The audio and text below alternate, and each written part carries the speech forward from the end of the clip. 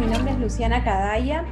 trabajo cuestiones relacionadas con el populismo, con el republicanismo y con el feminismo, y en la sesión de hoy lo que voy a tratar de hacer es esclarecer algunas cuestiones claves de lo que se da en llamar el pensamiento populista. En ese sentido, es importante hacer una primera distinción general entre un uso mediático del populismo y un uso académico del populismo. Si prestamos atención, desde hace aproximadamente unos 4 años, el término populismo ha entrado al centro de la escena del debate público mundial. Históricamente el populismo era un concepto para pensar procesos políticos latinoamericanos o de países disque periféricos, pero desde hace aproximadamente, como les digo, 4 años, ese término se ha usado para pensar procesos políticos que han ido más allá de las experiencias latinoamericanas. Por citar ejemplos más emblemáticos, se ha usado esa expresión para pensar experiencias como la de Trump en los Estados Unidos, o Le Pen en Francia, o Podemos en España. Y como se puede apreciar en ese uso mediático del término populismo para asignar a todas estas experiencias políticas, hay una distinción entre experiencias de corte de derecha o de extrema derecha, como puede ser el caso de Trump o Le Pen, o experiencias progresistas o emancipadoras, como puede ser el caso de Podemos en España o Syriza en Grecia. Pero al mismo tiempo, otro aspecto interesante a tener presente en este uso mediático del término populismo es que ha sido empleado ante todo por los medios de comunicación hegemónicos y lo han empleado para estigmatizar a todos estos procesos políticos, ya sean de extrema derecha o de izquierda o emancipadores. Y lo han utilizado para estigmatizarlos, ¿por qué? Porque son experiencias políticas que se escapan a el libreto de la democracia neoliberal de mercado. En algún sentido, tanto propuestas como la de Le Pen o como la de Podemos en España son propuestas políticas y también obviamente las de América Latina, como la propuesta de Evo Morales a través del MAS, de Cristina y Néstor Kirchner a través del kirchnerismo, etcétera. Son propuestas políticas que implican una repolitización de la sociedad, una reactivación de las pasiones políticas, ya sea en una vertiente de derechas, que tiene incluso conexiones con lo que se ha dado en llamar el neofascismo, como puede ser Bolsonaro en Brasil, insisto, con Trump en Estados Unidos, etcétera, o una reactivación de las pasiones políticas en una clave emancipadora, como puede ser la de los casos latinoamericanos de la llamada Marea Rosa, o el caso de Syriza, Podemos, o en el caso de la experiencia de Portugal de los últimos años. Pero lo interesante entonces es que los medios de comunicación las corporaciones y determinados poderes hegemónicos mundiales experimentan con cierto temor esta reactivación de las pasiones políticas. Y por eso estigmatizan al populismo y por eso usan esa expresión para toda aquella experiencia que se escapa al control de la democracia neoliberal de mercado. En ese sentido, hay que pensar y preguntarse si es correcto, si es adecuado llamar a todas estas experiencias políticas que acabo de enumerar como populistas o no, porque ahí aparece una disyuntiva que es la siguiente, la de pensar si el populismo puede ser de derechas y de izquierda, o si el populismo solamente es de derechas, o si el populismo solamente es una experiencia emancipadora. En gran medida dependerá de cómo usemos el término y qué procuremos hacer con él. Ahora bien, otro aspecto importante a entender es que esta estigmatización por parte de los medios hegemónicos en la escena global para llamar a todas estas experiencias como populista, tiene ciertas resonancias con lo que sucedía a finales del siglo XIX en Europa, cuando la derecha mundial utilizaba la expresión comunismo para estigmatizar a todas las experiencias políticas, sobre todo europeas, que no comulgaban con el pensamiento o con los regímenes políticos de vertientes conservadoras o de derecha, diríamos nosotros. Entonces, muchas veces lo que nos damos cuenta es que más allá de la palabra, siempre se busca un nombre para estigmatizar un proceso político o un conjunto de experiencias políticas que escapan al control hegemónico, ¿no? Entonces, en el siglo XIX le tocó a la palabra comunismo, o mejor dicho, socialismo. En el siglo XX le tocó al comunismo, y pareciera ser que al menos en esta primera época del siglo XXI, el estigma está dado en la palabra populismo. Entonces, es interesante ver cómo a los poderes mundiales cualquier experiencia política que permita crear un escenario alternativo a esa hegemonía, siempre se le busca un término para estigmatizar esa experiencia y obturar la posibilidad de que esas experiencias políticas generen una correlación de fuerzas alternativa que permita imaginar otros regímenes mundiales, otras formas de gobernabilidad que se traduzcan en nuevas formas de sociabilidad, en una nueva relación con la naturaleza, de un corte de carácter emancipador o en un sentido distinto al hegemónico. Pero como les decía, hay un uso mediático del término populismo que genera un pastiche y una confusión alrededor de ese término. Y por otro lado, hay un uso académico del populismo. Hay varias tradiciones de pensamiento y varios lugares desde los cuales se ha pensado teóricamente el concepto de populismo. Si hacemos una reconstrucción rápida y quizás un poco caricaturesca, podemos decir que la palabra populismo aparece por primera vez tanto en la Unión Soviética como en los Estados Unidos. En el caso de la Unión Soviética, fue empleado ante todo por pensadores y políticos del socialismo que utilizaban esa expresión para estigmatizar ciertas experiencias comunitarias y colectivas que iban más allá del programa socialista y que le daban un lugar a lo popular y a las costumbres populares más reivindicatorio de lo que el mismo programa socialista ilustrado buscaba darle a esas tradiciones populares. Pero también, como les decía, del lado de los Estados Unidos se usó el término populismo no ya desde pensadores y políticos socialistas, sino desde pensadores y políticos liberales para nombrar una determinada experiencia política que en términos en castellano diríamos del campesinado en el sur de los Estados Unidos, que intentaron organizar un partido político. Esa palabra luego pasó más bien al olvido, y es en los años 60 que empieza que se reactiva el uso del término populismo y se reactiva en América Latina para pensar las experiencias políticas latinoamericanas de finales de los estados oligárquicos y del inicio de nuevas experiencias estatales en América Latina. Estamos hablando de los casos emblemáticos como el de Getúlio Vargas en Brasil, el de Domingo Perón en Argentina, en Lázaro Cárdenas en México. Son todas esas experiencias de estatalidad y de organización política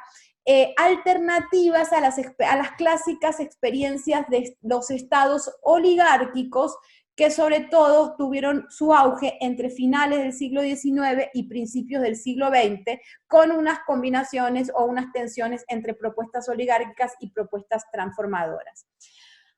Ahora bien, entre los autores de América Latina que empiezan a usar el término populismo, podemos encontrar los clásicos trabajos de Gino Germani, el pensador ítalo-argentino, o Torquato Di Tella, que son los primeros en decir que el populismo es una forma de organización política para plasmar experiencias de estatalidad no oligárquicas y democráticas en América Latina. Yo cité recién casos emblemáticos, pero también han sido pensados otras experiencias menos conocidas, como la experiencia en Ecuador, la experiencia en la Cuba prerevolucionaria o en Bolivia. Por citar a un pensador clásico un poquito posterior a Gino Germano y Torquato Di Tella, tenemos el caso del pensador ecuatoriano Agustín Cueva, que pensó el populismo en Ecuador, es decir, pensó el populismo en los Andes, es decir, se puede hablar de un populismo andino y también se puede hablar a través de rastreo de otros pensadores de un populismo caribeño, como dije recién, en la Cuba prerevolucionaria. Y para sintetizar un poco, entonces, el populismo en los años 60 y 70 se usa desde las ciencias sociales, sobre todo desde la sociología, para pensar las experiencias políticas de los años 30, 40 y 50 en América Latina, y más precisamente estas formas de organización popular. Ahora bien,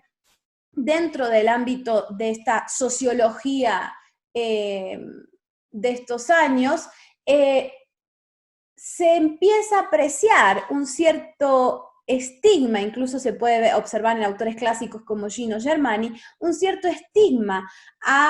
al uso de la expresión populista. ¿Por qué? Porque en el caso de autores como Gino Germani, Torquato Di Tella, incluso Agustín Cueva, lo que suelen considerar es que el populismo es la forma en que se plasmó una democracia fallida en América Latina. Y me voy a detener en la expresión fallida. ¿Por qué me voy a detener ahí? Porque implícitamente lo que se está haciendo es una comparación entre lugares por fuera de América Latina, donde sí habría tenido lugar una experiencia democrática plena,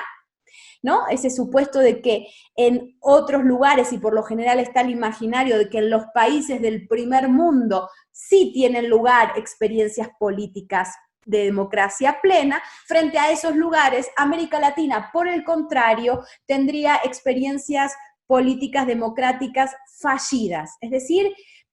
débiles, contaminadas por otras formas de poder. Por lo tanto, habría un modelo correcto, en la imaginación de que Europa sería ese modelo correcto de democracia, y América Latina sería una mala copia de las democracias de la región, ¿no? Y sería una mala copia por muchas razones. Estos pensadores argumentaron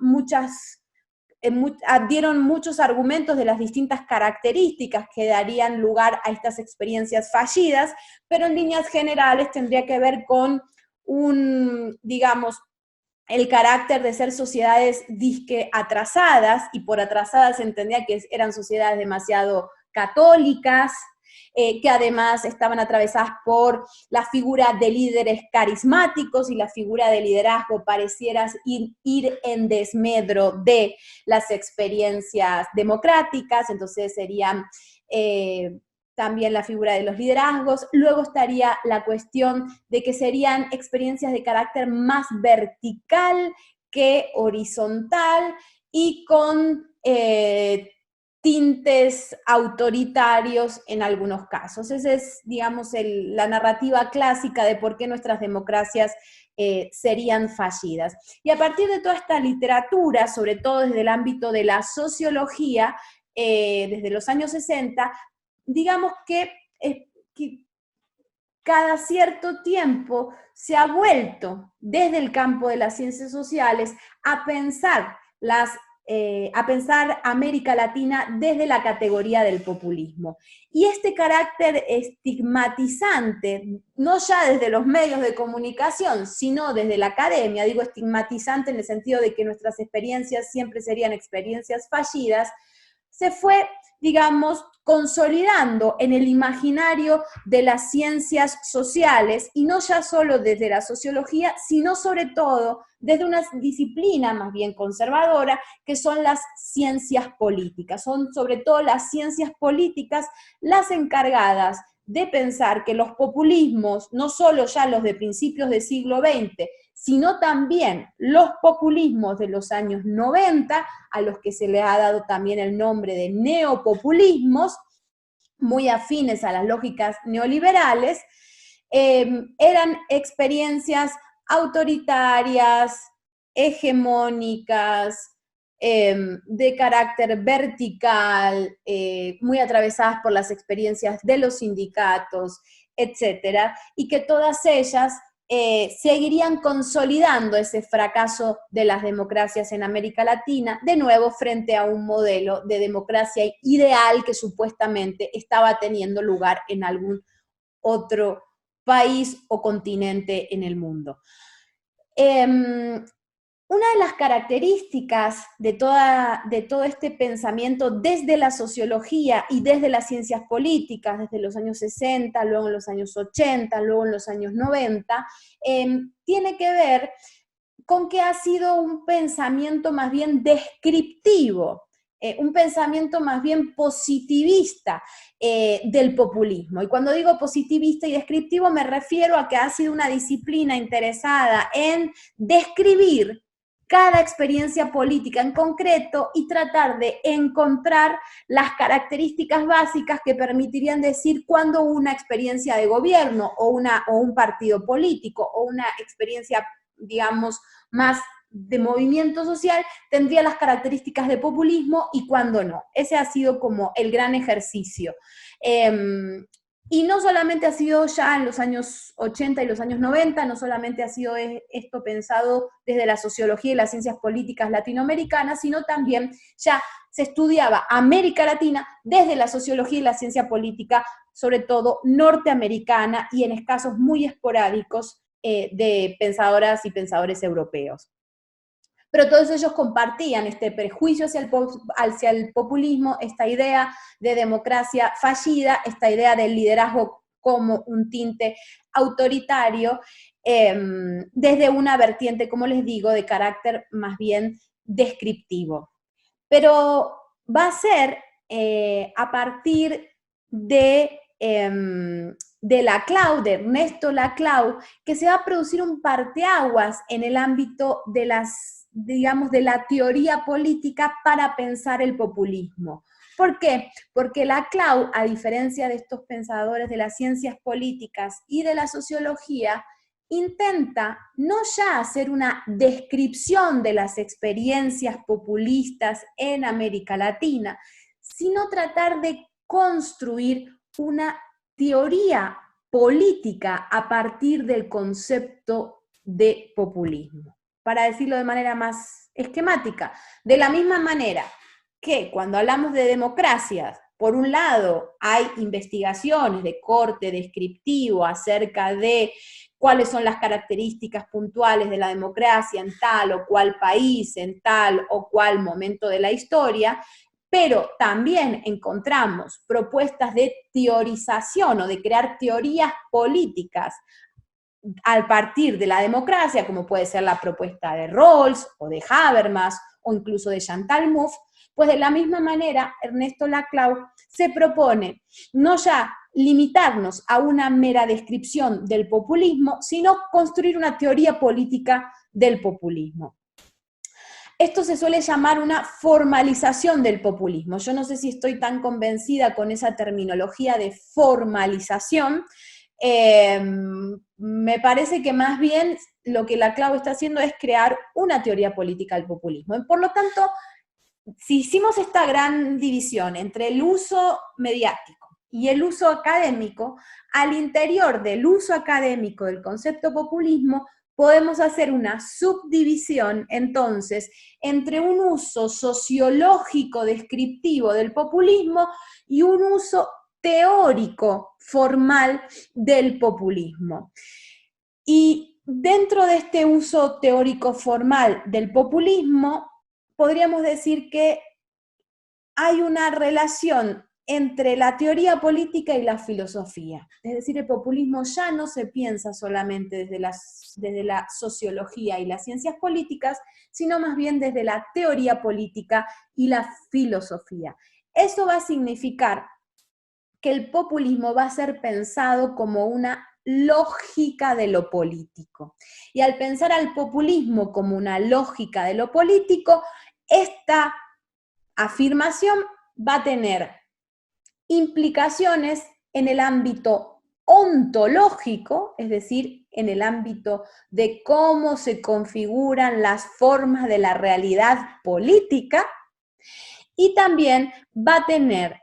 implicaciones en el ámbito de la praxis. Esos son los dos aspectos en los que va a incidir el populismo como teoría política: su nivel ontológico y su nivel de la praxis. ¿Y qué significa decir, tanto para la ontología como para la praxis, decir que el populismo es una lógica de lo político? Significa decir que es una forma en que lo político se articula. Y ahí sigo un poco a Mouffe y a Laclau, porque si bien es verdad que Laclau es quien escribe el famoso libro La razón populista, donde supone un parteaguas con las teorías descriptivas, también es verdad que después de ese libro uno puede hacer un rastreo hacia atrás y ver que en el libro Hegemonía y Estrategia Socialista, un libro previo de los años 80, escrito entre Mouffe y Laclau, ya habían algunas consideraciones sobre el populismo como una posible teoría política. Por eso digo que es Laclau, pero también podemos decir que es Mouffe y Laclau quienes empiezan a construir una teoría de lo político a partir del concepto de populismo. Y decir que el populismo entonces es una forma de articulación de lo político significa crear una distinción entre dos lógicas de lo político. Una lógica diferencial y una lógica equivalencial. Es decir, lo político se puede articular de dos maneras distintas en nuestro presente, o bien desde la lógica diferencial o bien desde la lógica equivalencial. ¿Qué significa hacerlo desde la lógica diferencial? Podríamos decir que es la forma en la que el status quo hace política. Y significa que ante el surgimiento de una demanda o de una insatisfacción social, que eso puede empezar desde un grupo de individuos en concreto, por la subida del precio del trigo, o por el hecho de que falta un semáforo en una calle, o por una demanda del colectivo feminista, puede ser cualquier demanda o cualquier insatisfacción social. La lógica diferencial lo que supone es que esa insatisfacción rápidamente es detectada por el status quo, es decir, por la institucionalidad, y al ser detectada esa demanda, lo que hace es satisfacerse. Es decir, si de pronto hay una demanda para que se baje el precio del trigo, simplemente se baja el precio del trigo. Si hay una demanda para que pongan el semáforo en una esquina, se pone el semáforo en la esquina. Si hay una demanda en la que el movimiento feminista pide el aborto legal, seguro y gratuito, pues se satisface esa demanda. Quiere decir que quien tiene el control de la situación es la institucionalidad, es decir, el status quo del momento, que de manera diferencial recoge cada demanda por separado y la satisface. Es decir, a eso Laclau, yo no estoy de acuerdo, pero lo llamo un orden democrático. Yo creo que Faltaría decir que es un orden democrático liberal, para ponerle un tinte más preciso. Pero bueno, eso es una disquisición teórica. Frente a esa lógica diferencial que satisface cada demanda por separado, hay otra forma de articulación de lo político que ya no es la del status quo y la de los de arriba, sino que es la forma de articulación política de los de abajo. ¿Y por qué la llama equivalencial? Porque ahí lo que sucede es que hay varias demandas insatisfechas. Vamos a usar el mismo ejemplo. Se pide que se baje el precio del trigo, se pide que se pone un semáforo y hay una demanda feminista a favor del aborto. Todas esas demandas por separadas no pueden ser captadas por la institucionalidad. La institucionalidad no da respuesta a todas ellas, y al no dar respuestas, esas demandas o esa insatisfacción empieza a crecer, y no solo pasa eso, sino que las demandas empiezan a articular entre sí. Es decir, empiezan las demandas aisladas a descubrir que hay un patrón común que genera la insatisfacción de cada una de ellas. Puede ser, por ejemplo, que el problema es el presidente, por decir un ejemplo tonto, es decir, que las feministas, el movimiento de vecinos por los semáforos y el movimiento de panaderos por la baja del precio del trigo se dan cuenta de que todos sus males, aunque sean distintos, tienen un patrón común: el presidente que los gobierna, o el capitalismo. Da igual, lo importante es que al encontrar una causa común, todas ellas se fusionan entre sí y van creando una cadena equivalencial donde se van articulando fuerzas entre sí para querer irrumpir en la escena y señalar quién es el antagonista que genera ese malestar colectivo. Y al generar esa articulación, esa función donde cada demanda tiene su especificidad, pero a la vez está dividida entre su especificidad y el hecho de compartir un mismo espacio con las otras demandas.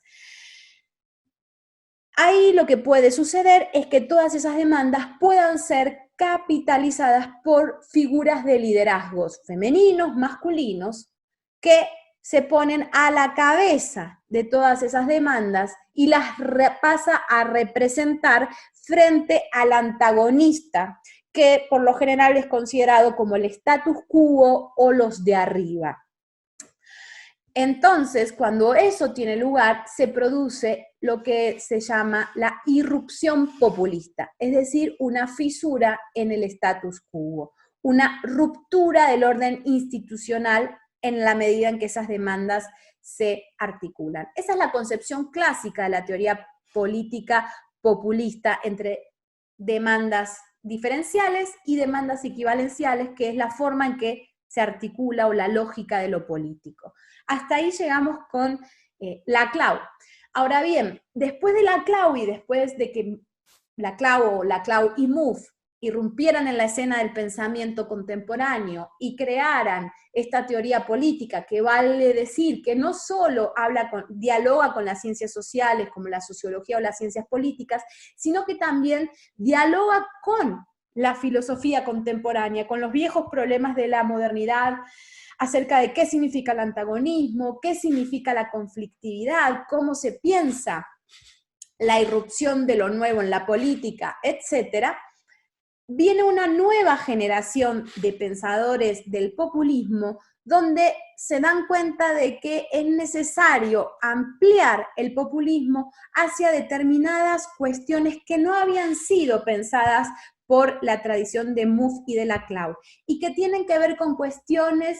como, por ejemplo, cómo pensar una institucionalidad populista, porque si vamos a los ejemplos de los casos latinoamericanos, como dije antes, la marea rosada, que fue la Revolución Ciudadana en Ecuador, el MAS en Bolivia, el PT en Brasil, la experiencia de Lugo en Paraguay, el kirchnerismo en Argentina, la experiencia de AMLO en México. Si empezamos a pensar todos estos ejemplos, por citar algunos de ellos, nos damos cuenta que el populismo no solo implicó un momento de ruptura de la institucionalidad, sino que en la medida en que esas fuerzas políticas llegan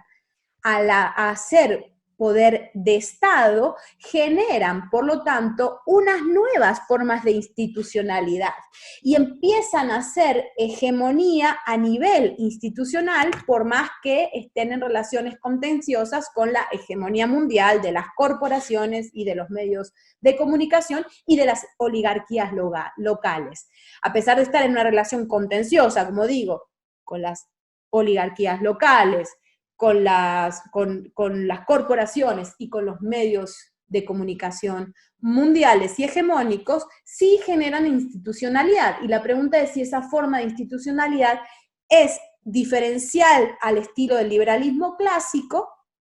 es decir, una lógica diferencial, o si por el contrario, esa institucionalidad sigue gestándose desde una lógica equivalencial contenciosa, ¿no? Entonces, ahí hay muchos trabajos pioneros e interesantes en autores como Valeria Coronel, Carlo Vilas, Eduardo Rinesi, Soledad Stoessel, por citar algunos ejemplos. En esa línea yo me reconozco que tratamos de investigar sobre la institucionalidad populista como una institucionalidad contenciosa y equivalencial. Pero también junto a esa cuestión del populismo en relación con la institucionalidad, también hay trabajos actuales que ya son una especie de híbrido entre el nivel descriptivo de las ciencias sociales y el nivel formal de la teoría política. Son unos híbridos interesantes que beben de los dos ámbitos para pensar los vínculos entre el populismo y el feminismo. Por ejemplo, Mercedes Barros es una pensadora argentina que tiene unos trabajos muy interesantes sobre eso. Paula Biglieri también está trabajando sobre ello, que tiene que ver sobre la posibilidad, como les digo, de pensar juntos el feminismo y el populismo. En ese sentido, en esos trabajos lo que se trata de indagar es que existe algo así como el campo popular, que se va construyendo políticamente. El campo popular, desde una organización populista, históricamente ha dejado en un segundo lugar los temas relacionados al feminismo, el trabajo de los cuidados, la opresión del hombre hacia la mujer, demandas relacionadas con el aborto, con el trabajo doméstico, por citar algunos ejemplos concretos, y que estas pensadoras lo que se pregunta es si el campo popular es capaz de incluir dentro de sí estas demandas como demandas de primer orden, y como demandas de primer orden que, por lo tanto, entiendan que el campo popular necesita volverse feminista y que en ese necesitar volverse feminista empieza a producirse una articulación de lo político a partir del problema no solo del antagonismo, sino también de los cuidados. Entonces la pregunta que surge ahí es ¿qué tipo de lógica de lo político supone una articulación y organización popular donde está el antagonismo que crea la escisión entre los de arriba y los de abajo, y los cuidados que intenta lidiar lo que se opone de otra manera? ¿Qué tipo de nueva lógica populista puede surgir de ahí? Pero también junto a la cuestión de la articulación del feminismo y el populismo, como dije antes, de la institucionalidad populista, también hay unos trabajos actuales interesantes acerca del vínculo entre el populismo y el republicanismo. Y eso es interesante porque no solamente se ha dado en América Latina, sino que también se ha dado en España, como el caso de Carlos Fernández Liria o el caso de José Luis Villacañas, que han pensado en la relación entre republicanismo y populismo. Hay posturas encontradas al respecto. También tenemos autores como Eduardo Rinesi, quienes consideran que el populismo en América Latina es la manera en la que el republicanismo plebeyo se ha materializado en países que pueden ir desde Argentina hasta Colombia. Entonces, esas serían como las tres vertientes contemporáneas o actuales en las que se está deliberando o pensando acerca del papel del populismo en América Latina y en el mundo. Y para concluir, decir que en los trabajos a nivel globales del populismo, lo que se está pensando hoy en día es al populismo desde una vertiente postfundacional. Es decir, ¿qué significa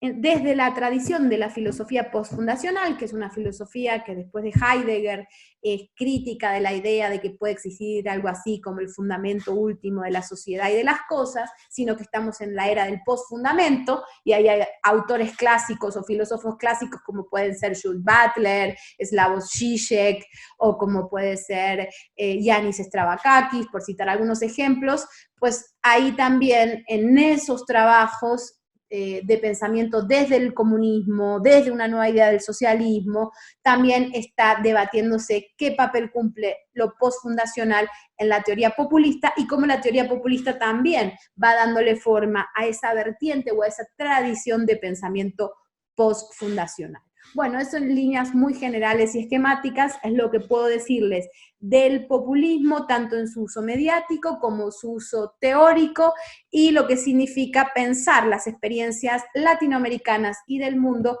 en estas claves de inteligibilidad.